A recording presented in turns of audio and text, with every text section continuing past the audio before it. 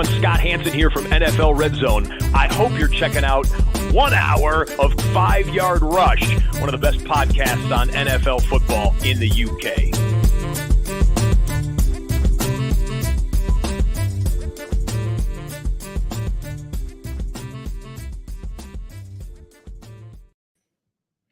Good morning, Rush Nation. Here we are. It's the Fantasy Football Bible. It's the Week 2 matchup show. Going to be going through a lot of things. Great feedback from last week's show. I always find this show probably the most difficult to do. And it's purely just down to the amount of information and trying to display that in the nicest possible way. So I'm trying to do this in a manner where I can go through all the fantasy relevant players, that I can get you all the information you need, and make sure that you feel really comfortable about the games that are going to be up this week and who to start for your lineups. And, you know, for me, whenever I get start-sit questions, I kind of just divert people to this show and rankings, because it kind of goes through all that information. It's just, you know, what I do. I feel like if people can't watch this show and yet they just ask for advice and don't want to learn the process or get better, then, you know, it's kind of a difficult thing. And I get time is limited, and I get that it's difficult to watch sort of a 40-minute to an hour-long show sometimes. But, you know, I'm a big believer in, you know, helping content creators out and doing what they can. And we spend a lot of time doing this, and it doesn't take a lot to really make our week. Some positive comments, some likes, some shares on social media, just make this all worthwhile. We're doing this not for money. We're doing this for the love of what we do, but we're doing it to help our community and helping people out. So, you know, really, before anyone has a chance to sort of ask or start to sit, try and watch this show first. And, you know, ultimately what we're trying to do on the show is help people to make their own decisions and set their own teams, rather than just people just setting the team for you. So without further ado, we have a lot getting into this one. So I'm going to pull up the usual fantasy football. These are my live rankings. These could change over the next few hours. Depends on some information that could come to light. We will see what happens, but ultimately, you know, with what we do is about trying to making sure we make the right decisions with the information that we have at the time. And information has changed. We've already got some injuries that we're dealing with. So every couple of games I go through, I'm going to change the information on the screen so that you can screenshot, you can write down my rankings, etc., of all the key positions. We're going to start with before we do that, I'm going to get a second screen of my rankings so that I have all this. Last week, I wrote them all down on paper, and actually felt I was looking away from the camera too much when I was analysing it. So let me just pull these up, because I don't have, believe it or not, I don't have 300 players to memory. Right, so let's start with tonight's game, the Dolphins and the Bills. As you can see there on the screen, I do have Josh Allen as my quarterback 1. I have 2 as my quarterback 10. Both are definitely viable. I think this game could be a high-scoring game. Last week, I did the Vegas over and unders, and I did the projected win lines. This week, I felt that was almost like too much information. Give me some feedback. Let me know if you know, I was listening back and thought that's a lot of information to take through. Maybe it's too much. Maybe people don't care. If you do want the odds lines and stats every week, then I'm happy to give them. But I thought for this week we'll try without, as we're still. So for me, it's a bit of a work in progress. It's the one that always feels the least natural. But right, so Josh Allen, quarterback 1, Tua Tagovailoa is the quarterback 10 on the week. We have some injuries with regards to the running back situation in Miami. I do believe Devon Achane plays.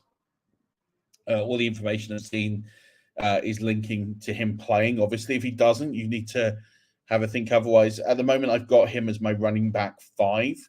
I have James Cook as my running back 18. Just keep an eye on, and it might be worth rostering Jeff Wilson Jr. He's currently my running back 42. But if something happens to Devon Achan, then that's something you'll need to keep an eye on and be aware and have that straightened out and have that backup available to make sure you start thinking about adding him to rosters if you have Devon Achan.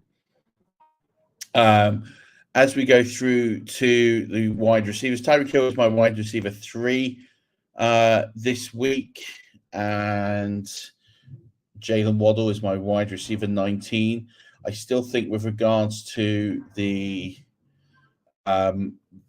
Buffalo wide receivers, I still think it's a bit of a mixed bag. I don't think anyone's going to really come up through the pack this week. So I think my top wide receiver, I believe, is Khalil Shakir or Keon Coleman. Yeah, they're pretty close.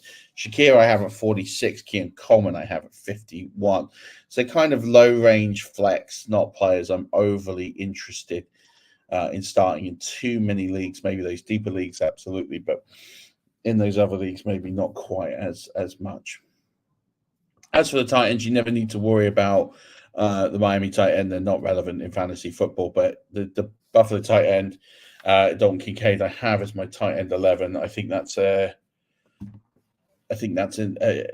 pretty conservative estimate. I'm still convinced that Dawson Knox is going to be taking some workload from him for sure, as well as they just try and settle and get that new group acclimatized to the situation. Both of the defenses are probably worth staying away from.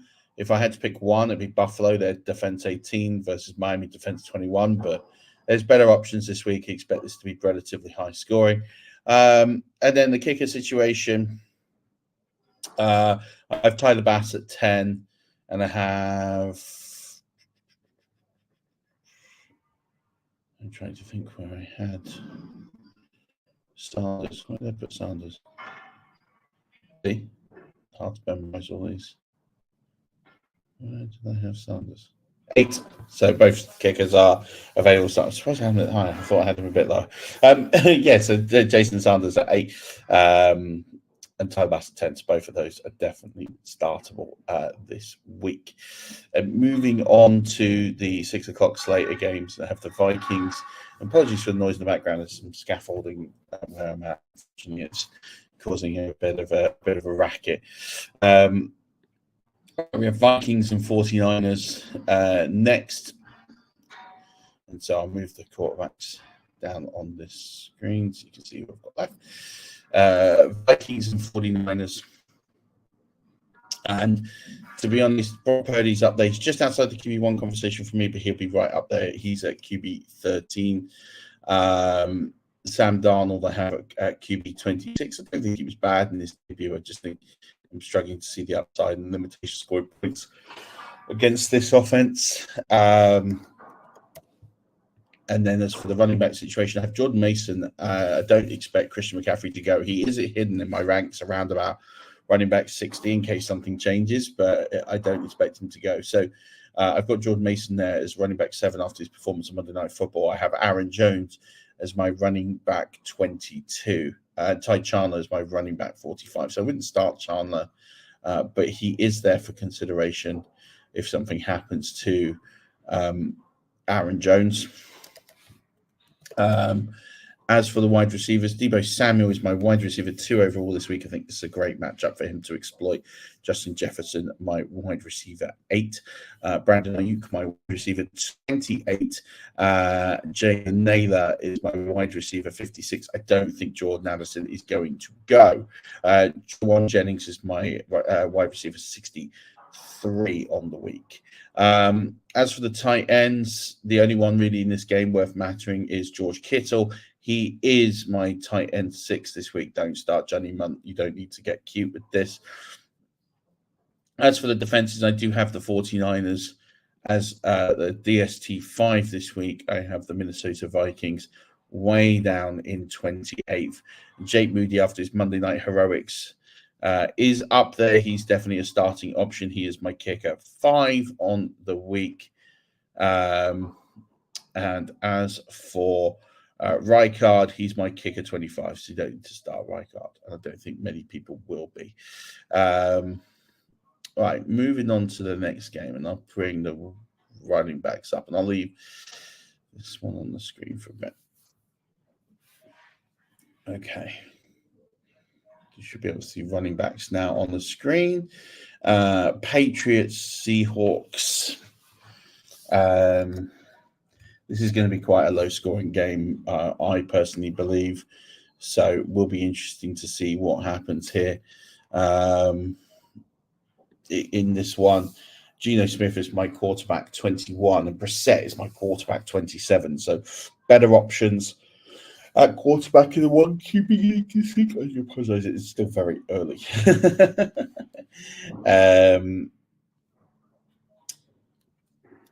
And then moving on to the running backs here, Ramondre Stevenson is my running back 13 after his great performance last week. Kenneth Walker, who is questionable, I do expect him to go, is my running back 19 this week.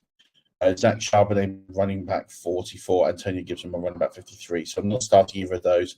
It's really just on Stevenson and Walker. Both of those are start plays for this week. Moving on to the wide receivers. DK Metcalf is my highest rated wide receiver because of the nature of this game. He is wide receiver 33. Tyler Lockett, wide receiver 38. Demario Douglas is wide receiver 61. Jackson wide receiver 65. So better options elsewhere, but if you are looking for a flex play, Metcalf and Lockett are there. I wouldn't be worrying about anyone else. Hunter Henry is an outside chance to be a tight end hero in terms of getting in the box this week. As a result, I have him at tight end 14, Fant at 17. I think there are better days ahead for Fant than there were last week, but probably someone I'd be conservative in starting. As for the defenses here, the Patriots I have at 14th and the Seahawks I have at 8th. So both of them are worthy start plays, but as a result, both their kickers are probably going to be slightly down here. I do have Myers as a potential starter as kicker 15. If you do roster him, I don't think many people have Joey Sly as a roster kicker. He's all the way down at 31 for me this week. I'm going to move my running backs down so you can see the next page here. As we get on to Commanders and Giants, again, this is going to be an interesting game. I have Jaden Daniels as my QB8, and then Daniel Jones, as you can imagine, is in almost not start territory. I do have 24 because he holds rushing. He has rushing floor, and that does get him over the hump of some of these players. And then moving on to the running backs here, I have Brian Robinson Jr. after his great performance last week. He's at running back 21, and Devin Singletary at running back 25. Both of those are start options. Eckler is a flex player. I have him at 35, but almost all of his work will come in the receiving game. Moving on to the wide receivers, and I have Malik Neighbors as my wide receiver 18 this week. I have Terry McLaurin as my wide receiver 40, Wan'Dale Robinson as my wide receiver 43, and they're the only wide receivers that consider are worth starting this week. But if you can try and avoid most of them, with the exception of Neighbors, it's probably not a bad idea. As for the tight end, Zach Ertz is a sort of a start-worthy consideration at tight end 15, but I'm not necessarily thinking about starting Theo Johnson, who I have all the way down in the 30s at tight end, and I'm thinking about, I've got him at the moment 39. He might move up a little bit, but not too much for me this week. So definitely not in the start consideration. And then the Commanders I have as the DST 12, I think it's turnover opportunity for them, as we've seen already with the Daniel Jones era. And they have the Giants at 20. And then the kickers here, I don't have either of them being like absolute must starts. Gernand is all the way down at 23. Washington, who did change kicker this week, Cade York, was cut. after some missed kicks. They've gone with Austin Seibert. I actually have him ranked last at 32. I think it's hard to come in as a kicker with no rhythm and come in and make a statement. So that's where I've got them. Let's move running backs down some more so you can see where we are. Panthers Chargers, another game. The early slate is really these games really are going to be quite low scoring. I have Justin Herbert at QB 18 this week. As I said earlier, it's really all about they're running the football a lot. We're going to see a lot of that. So I think it's going to be quite limited. And then I have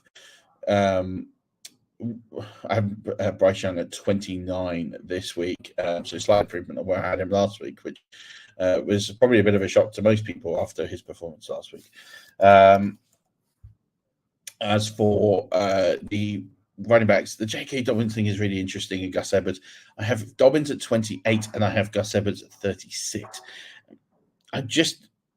He was so hyper efficient. I need to see it again before I move him up higher than that. I feel pretty comfortable having him there. I don't want to overreact to the performance. Hubbard, on the other hand, I do have all the way down at 39. I just don't think this is an offense that's going to run a lot of the football and run it well. And so I got sucked in with volume. I don't think it's going to be there for Chuba Hubbard. So that's why I'm probably moving away from here a little bit. As for the wide receivers, top wide receiver in this game is McConkey. I have him at 36. Now Palmer at 37, and then McConkey got the touchdown. I think there's a role for Palmer here. Wynn just needed to sort of come out. He is questionable. I expect him to go as it currently stands here on Thursday morning, but we'll see what happens. Johnson have all the way down at 42, which is an improvement where I had him last week, but I think this is a better matchup for him, but it's not one I'm desperate to start him in. Adam Thielen is at 62. And I'm not eager at starting any of the tight ends in this game either. They're just not teams that really target the tight end so significantly. None of them are inside. I have Jatavius Sanders at 31, which kind of tells you everything you need to know about where I have the tight end in this game. So stay well away. I think I've Hurst at like 36. As for the DSTs, I definitely think that the is a great option. I've got them at 6 this week. I don't have, like I said, wouldn't start the Panthers. They're at 32 this week. And then with the kickers, Cameron Dickerus as kicker, you can start. He isn't the kicker. 7 positions. What I've basically told you there is, other than Deontay Johnson and the occasional flex play, there isn't any ranking options here available for the Carolina Panthers, and that's been with my consistent messaging here all week. Cowboys and Saints is the next one here. So the Cowboys and the Saints,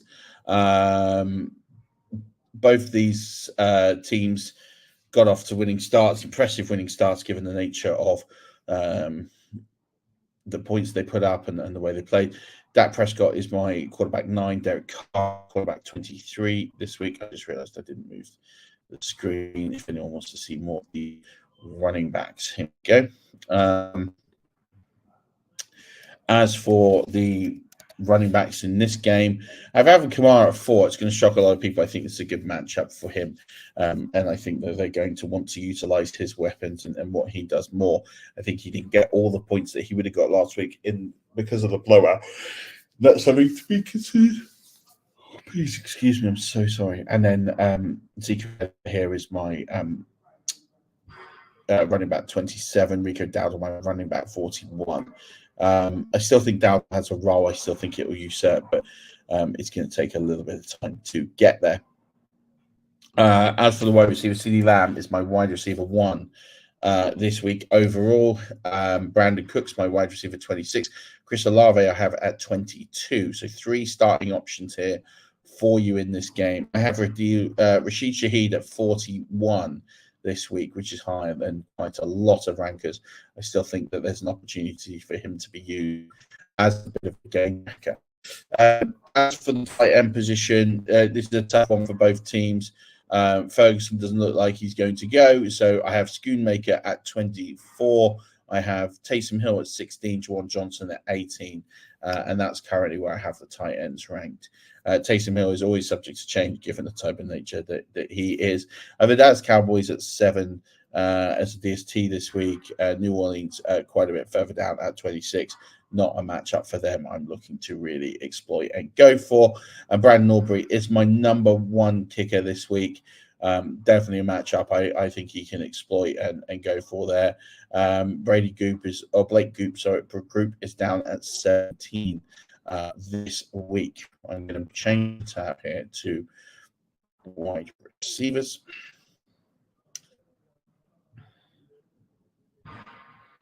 Okay. Right. Packers v Colts. Packers v Colts in this one. Obviously, no Jordan Love. That puts Malik Willis pretty near the bottom. He's at 30 for me. It's just some rushing numbers might get into there, but I don't expect it to be pretty at all. I have Anthony Richardson at QB6 this week. As for the running back situations, Jonathan Taylor, I have at running back 6. Josh Jacobs, I have at running back 15. He is questionable. I do expect him to go. I've sort of been touting the outside of Emmanuel Wilson. I have him at 49 at the moment. I could see this going up potentially if they're struggling to get any traction. I just want to run the football. I could see that happening in this instance. Michael Pittman Jr. still harvesting some value in him. The target numbers were good last week, so I have him at 10. Oh, sorry, 15. I have him at wide receiver 15 this week, and he's the only wide receiver I feel confident starting. Jaden Reed, I have at 49. I think he could get some runs that sort of push him up into the sort of mid-30s, but that's his ceiling for me. I'm not starting any of the wide receivers here on the team this week, nor am I starting the Green Bay tight end or the Indianapolis Colts tight end this week. This is definitely a game you can fade all of those. But this is a great game for the Colts defense. They are ranked 4th in my rankings this week. Then as we get to the kickers, it looks like we're going to go with Matt Gay. I've got him at 30. I know he might be fit, and I might move him up as a result of that. But at the moment he's sitting at 30. I'd probably fade it. If you've got another option you would have had for last week, I'd stick with that one. And Narveson is at 26 for me this week. Right, moving on to the next game. Jags v Browns. Jags v Browns is a really, really interesting game with the fact that you've got the Browns defense, the quarterback's not firing. Jacksonville came out really early, and then they basically threw away a victory. So both these teams really are all coming into this game with something to prove quite early, which is quite astounding really for week 1. I have Trevor Lawrence at 16 and Deshaun Watson at 22 in my quarterback ranks this week. Both could easily usurp, and both could do better. But I was really disappointed in both last week. I thought we would see a better showing from both QBs, and that didn't quite happen. As for the running backs in this game, Jerome Ford is my highest ranked running back. He is at 17, and Travis Etienne is at 20. I've tanked Bigsby at 38, and that's why I have Travis Etienne so low. I think that could revert back to type, and I think you could see Etienne break out above, but we have to take into consideration they split carries last week, and that is a concern as a Travis Etienne owner. The highest receiver I have in this game is Amari Cooper. I have him at 30. I have Christian Kirk at wide receiver 39. Brian Thomas Jr. at wide receiver 44. Jerry Jeudy at wide receiver 47. Gabe Davis at wide receiver 58. So lots of flex options, but there's no one there that I'm ushering and willing to sort of start with any real sense of urgency. The one I am confident on is Evan Ingram. Evan Ingram is my tight end 5 of the week. David Njoku has been ruled out for week 2, so there is no David Njoku this week. And as for the defenses, the Cleveland Browns sit comfortably at 10 and the Jaguars at 15. Opportunities for turnovers for both teams based on week 1 performances. As for the kickers, not in a necessary hurry to start either of them, but both of them are reasonable options. Dustin Hopkins is at 21 and Cam Little is at 22. So again, not rushing to start them, but they're definitely players to consider. Right, we have now Titans versus. We've got 3 games left in this opening window, and then I think I'm going to cut the video there and get it out, and then I'll aim to do the next lot either later on. Probably later on today. I aim to get this out and do it in 2 parts. So I'll finish sharing the wide receiver rankings here, and then we can get into the tight end rankings, and then I can show the kicker in the DST ones as we do the show later on. Right, Titans versus Jets. So with this one, again, the QBs, I've got Will Levis at 32. I think he just didn't really look comfortable in the second half of that game. He looked good in the first half and awful in the second half, and there's no consistency there. Aaron Rodgers at 19. So in a 1 QB league, I'm not really rushing to start either of these guys for this game. When it comes to the running back situation, Breece Hall is my running back 1 on the week, as you would have already seen. He was phenomenal, and with no Christian McCaffrey, it looks like he's the guy I'd be leaning to. Tony Pollard, I have at 24, and Tajay Spears at 30. As much as Tony Pollard sort of appeared to be the guy, I still think there's a reasonable share option there. I mean, Tajay Spears got all the receiving work in that one, so that's why I think it's a slightly handicap. So interesting to see who you search from there. Garrett Wilson is my wide receiver 16 this week. Calvin Ridley, my wide receiver 34. Alan Lazard, my wide receiver 66. Good week for Alan Lazard. I'm not sure that that's going to carry over to a second week here, so want to just be a little bit careful. And Chicken Kwaku did get into the end zone last week, but he is only my tight end 23 this week. I have Tyler Conklin at tight end 19. Better options out there for you to start this week. As for the DSTs, the big DSTs for me this week, the Jets sit at number 1. This is a great opportunity for them. Fully expect them to bounce back from Monday Night Football and win this game. The Titans, for me, not one I'm desperately looking to start there at 24 for me. And then the kicker situation here. I think we could see something out of Greg Zuerlein, but I do have him at 19. I am being a little bit conservative with that one, and Nick Folk is at 28. I just think a lot of that could depend on the weather that's going to affect that one. So he might move up as the week goes on, but just a little bit cautious of potential. You always have to look with those teams at the weather options as they're both outside, and I haven't looked at the weather report yet, so that's why I'm always a bit more conservative early in the week on my kicker rankings. So I know they're in the dome and the weather doesn't matter. Probably the pick of this slate of games, and you can call it bias or not, but Lions Buccaneers is always going to be a really, really exciting game. Both really performed well to win in week 1. Jared Goff is my quarterback 11, and Baker Mayfield is my quarterback 12 this week. I expect this one to be a reasonably high-scoring game and blow the over out of the water. So this is going to be a really good game from a high-scoring perspective, which is why everyone has so many fancy relevant players in this game. Jamar Gibbs is at 9. Rashad White is at 12 in my rankings this week. David Montgomery at 31. Bucky Irving is at 43. Potential upside flex play there for you. As for the wide receiver situation, again, plenty of wide receivers in this game. Amon-Ra St. Brown is at 5. Chris Godwin is at 10. Mike Evans is at 11. And Jameson Williams, who, although questionable, expect to go, is at 17. So I have 4 receivers in the top 17 in this game. Jalen McMillan is all the way down at 59. I think start him at your peril. Sam Laporta is at tight end 2 this week. I'm not worried about starting Cade Otton. Cade Otton is all the way down at 21. I just realized I didn't change the receivers, so I'm going to change this to tight ends. So not starting Cade Otton this week. And then you've got the defenses here. So with the defenses, you have Not desperate to start either of them. I have the Buccaneers at 19, the Lions at 17. So not desperate, but I'm also not dropping them for anyone else. And then as the kids progress this week, I have Jake Bates at 12 and Chase McLaughlin at 14. I think there's plenty of points here to be had.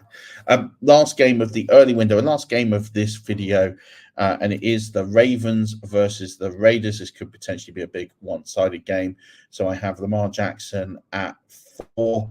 I'm just going to pull up the rest of the. There we go. So you can see my top 20 are. Trey McBride's number 1. But we'll talk about that in the late slate in the next video. Ravens v Raiders. Yeah, Lamar Jackson is at 4.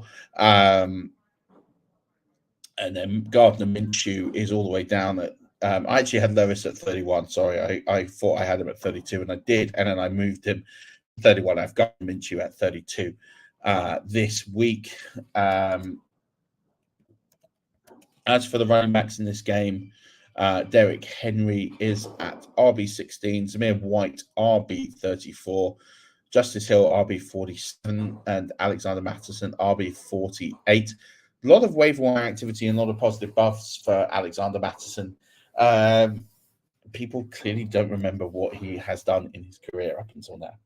Devontae Adams is my wide receiver 23, Zay Flowers, wide receiver 32, Rashard Bateman, wide receiver 50, Jacoby Myers, wide receiver 48. And then for my tight ends here, I've got Mark Andrews. This is going to be the interesting one. I have him at 4. Help me if you wish. But people took him high for a reason. So I think he is definitely the guy.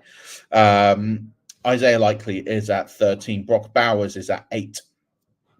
So there are 3 starting tight end options in this game, something you don't see very often in fantasy football. I have the Baltimore Ravens at 2 this week. I'm not starting the Vegas Raiders DST at any point this season. I don't think they are at 30 for me. And then Justin Tucker is the kicker 4. And we have Daniel Carlson as the kicker 24. Could pull something out of the bag. He is Daniel Carlson. He's a former kicker 1 overall, but he's not someone I'm desperate to really get involved with and do that. So as a wrap up, I've just scrolled the screen for the next range of tight ends, so you can go through and see those. Yeah, we're going to have to cut this video a little shorter than expected, but that's okay. I'll do the rest of it later. We still have the late slate of games to go. So we still have the 3 late window games, Sunday Night Football and Monday Night Football. But this should give you at least a good helping hand for tonight and thinking about those. And you've seen the ranks on the screen for the key skill positions, so you can get a bit of a jump and start studying games and get prepared. But we will be doing the rest of the Bible show, the Fantasy Football Bible, the matchup show later on today.